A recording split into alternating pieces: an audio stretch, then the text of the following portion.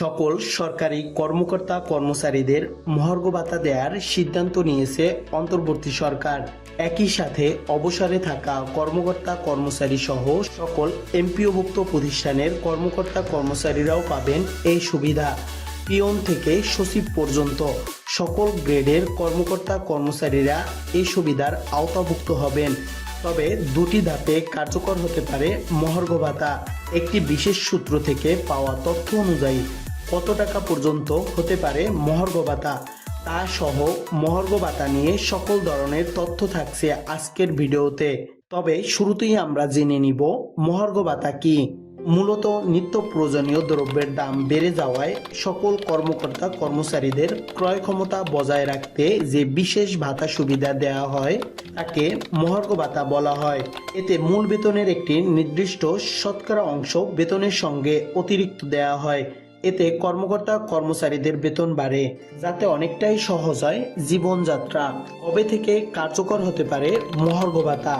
বর্তমান অন্তর্বর্তী সরকার 2025 সালের জানুয়ারি এবং 2025 সালের জুলাই এই দুই ধাপে মহার্ঘ ভাতা দেওয়ার পরিকল্পনা করেছে। মহার্ঘ ভাতার মূল উদ্দেশ্য হলো সরকারি কর্মকর্তা কর্মচারীদের জীবনযাত্রার মান উন্নয়ন। কত টাকা পর্যন্ত দেওয়া হবে মহার্ঘ ভাতা? বর্তমান সরকার মহার্ঘ ভাতা নিয়ে একটি বিশেষ কমিটি গঠন করেছে, যারা মহার্ঘ ভাতার হার নির্ধারণ করবে। এই কমিটি মূল্যস্ফীতি এবং বর্তমান বাজার পরিস্থিতি পর্যালোচনা করে মন্ত্রী পরিষদে তাদের সুপারিশ জমা দিবে।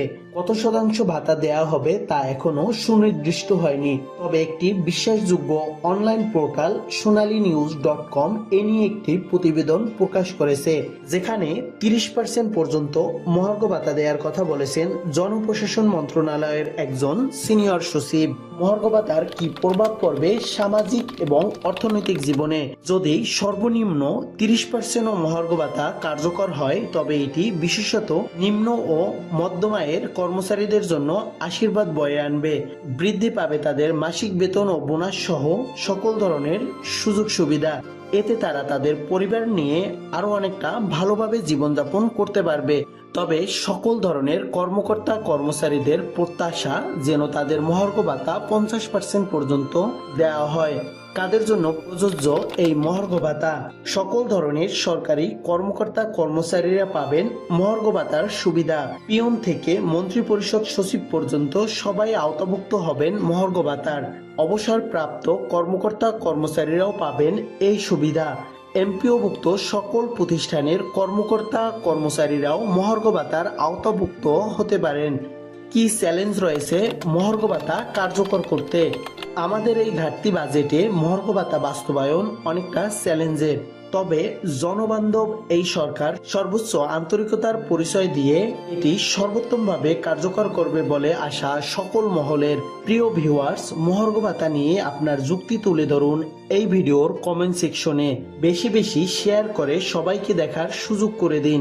এতক্ষণ সাথে থাকার জন্য আপনাকে অনেক অনেক ধন্যবাদ। ভালো থাকবেন। আল্লাহ হাফেজ।